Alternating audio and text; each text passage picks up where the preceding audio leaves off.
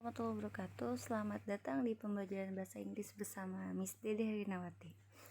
Sekarang kita ada di pertemuan ke-8 dan kita akan membahas tentang passive voice.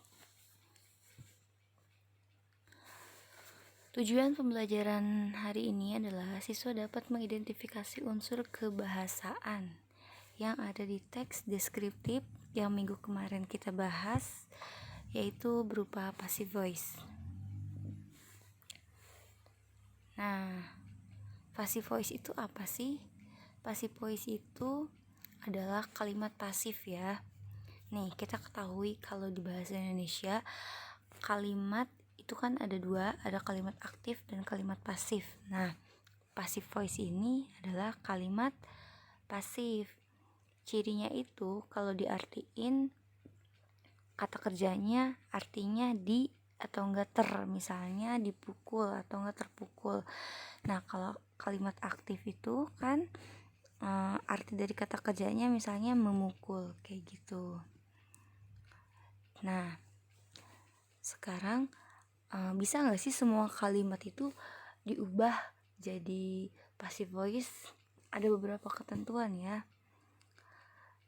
Jadi kalimat di dalam bahasa Inggris itu ada dua. Yang pertama nominal sentence, yang kedua verbal sentence. Nominal sentence itu apa sih? Nominal sentence itu kalimat yang kata kerjanya itu berbentuk to be. To be itu am, is, are, was, were, seperti itu.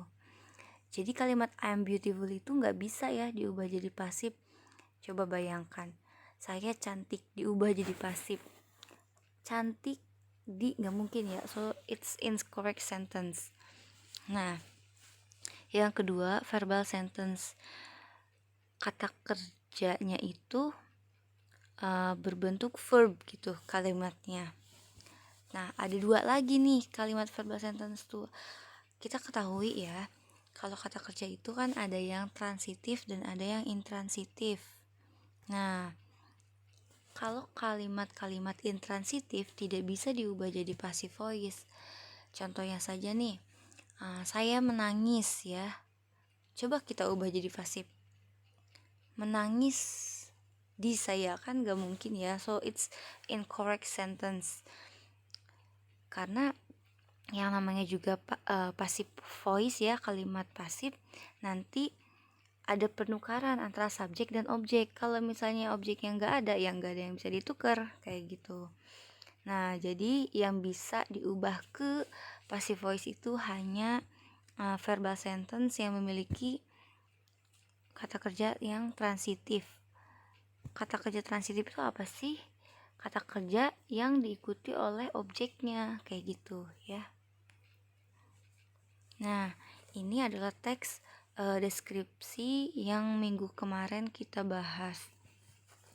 Di sini kita bisa menemukan contoh dari kalimat pasif di paragraf kedua baris ketiga. Kalimat ketiga, audience members are given. Nah, ini adalah contoh dari passive voice. Kita juga mengartikannya pasif. Anggota-anggota yang hadir diberikan privilege, hak istimewa, diberikan. Nah, itu kan berarti kalimat pasif ya. Siapa sih yang diberikan? Ya si audiens. Kayak gitu. Orang yang mendengarkan apa sih ini? Film di Niagara Adventure Theater. Kayak gitu. Jadi, kita bisa simpulin nih dari kalimat yang ini. Kita bisa menyimpulkan apa sih pola kalimat pasif? Nah, di sini tertulis audience members are given the privilege. Berarti pola kalimat dari passive voice itu audience diberikan hak. Nah, audience ini objek ya yang dikenai pekerjaan. Berarti objek are given. Are itu to be, given itu verb 3, privilege. Nah, privilege ini adalah subjeknya kalimat. Jadi, kita juga bisa mengidentifikasi cara buat passive sentence itu, yaitu yang pertama, menukar S dan O. Yang tadinya subjek jadi objek, yang tadinya objek jadi subjek. Yang kedua, mengubah kata kerjanya. Yang tadinya me jadi di gitu ya kalau di bahasa Indonesia. Yang ketiga, kita bisa menambahkan by di depan subjek. Kan tadi dipukul, by itu kan artinya oleh. Jadi untuk kasih keterangan oleh siapa. Masuk ke contoh kalimat ya. Misalnya ini saya ambil dari Google gambarnya. He opens the door. Perhatikan garis-garis yang berwarna. Tadi langkah pertama itu subjek ditukar dengan objek ya.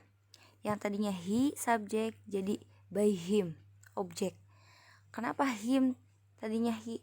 Karena ingat pelajaran materi pertama tentang pronoun, kalau he sebagai subjek diubah jadi objek bakal jadi apa? Nah, di tabel itu ada ya kalau he berubah jadi him ketika di objek. Lanjut, warna yang ungu garis objek itu ada kata the door, tetap ya dirubah jadi the door ketika subjek karena ini bukan pronoun. Kalau tadi berbeda kata-katanya karena kata ganti kayak gitu. Kalau ini masih tetap katanya. Nah, selanjutnya langkah kedua itu adalah mengganti kata kerja. Tadinya di atas itu opens, jadi is opened. Nah, ini mengikuti pola dari passive voice, to be tambah verb 3 seperti itu. To be-nya is, verb 3-nya dari open jadi opened. Kenapa sih to be-nya is? Karena menyesuaikan subjeknya ya. Di sini subjeknya the door. Kalau misalnya he opens the doors gitu kalimatnya ya, jadi the doors are opened kayak gitu. Nah, selanjutnya yang ketiga, tambah by di depan subjek. Nah, di sini ada by him. Seperti itu. Ini contoh untuk simple present. Berikut sisipkan juga untuk beberapa tenses ya. Meskipun untuk hari ini tujuan kita adalah mengetahui passive voice dalam present tense karena di descriptive text itu kebanyakan menggunakan present tense ya. Ini hanya untuk pengetahuan. Mari kita perhatikan dari kalimat aktif ke pasif itu bagaimana sih cara ngubahnya. Nih, tenses di dalam bahasa Inggris itu kan banyak ya. Kita tuh mesti tahu trik-trik cepat untuk mengubah dari aktif ke pasif.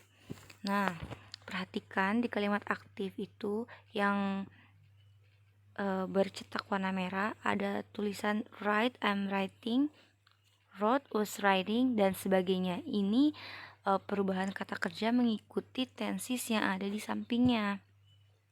Kalau misalnya present simple itu aktifnya write kata kerjanya. Nah, pasifnya is written. Seperti itu. Nah, untuk mengingat-ingat kita perhatikan nih, pokoknya yang tadinya satu kata ya, kata kerjanya itu berubah jadi dua kata. Kenapa? Karena di polanya sendiri seperti itu. Tadi kan di polanya ya, polanya itu to be tambah verb 3. Ini untuk kata kerja yang satu. Berarti kan yang kata kerjanya satu kata berubah jadi dua kata, kayak gitu. Nih yang baris kedua, am writing jadi is being written, jadi tiga kata kan. Nah, cara menentukan is, am, atau are. Di kalimat yang kedua itu kan am writing, ya pakainya am. Kalau di pasifnya itu is. Cara menentukan is sama am-nya itu karena berdasarkan subjeknya ya. Subjek itu kata yang sebelumnya. Nih yang I itu subjeknya, terus a letter itu subjeknya. Seperti itu. Terus setelah is di sini ditambah dengan be verb 3. Kenapa be-nya jadi being ya? Karena setelah is itu pasti diikuti oleh verb yang berbentuk ing seperti itu. Kalau kata kerja akhirnya itu pasti menggunakan verb 3. Nah, seperti itu. Jadi untuk mengingatnya kalau tadinya 2 kata jadi 3 kata. 3 kata itu terdiri dari 1 to be-nya yang mengikuti subjek. Yang kedua adalah be-nya itu tergantung kata depannya. Kalau kata depannya itu is, berarti diikuti dengan being. Coba kita perhatikan. Di kalimat yang berpola present perfect itu ada kata has. Nah, kalau misalnya has berarti diikutinya dengan been. Kayak gitu. Has atau enggak had itu diikutinya sama been. Kalau will diikutinya dengan be. Kalau is going to diikutinya dengan be. Kalau must diikutinya dengan be. Kalau should diikutinya dengan have been. Kalau ini harus hafal ya. Harus hafal. Nah, kata yang ketiga adalah kata kerja bentuk ketiga atau verb 3. Apa sih verb ketiga? Silahkan lihat lagi materi kita minggu lalu. Nah, ini adalah materi untuk hari ini. Jika kalian bingung nanti bisa hubungi Miss lagi lewat WA. Terima kasih untuk hari ini. Mari kita ucapkan hamdalah bersama-sama. Alhamdulillahirabbil alamin.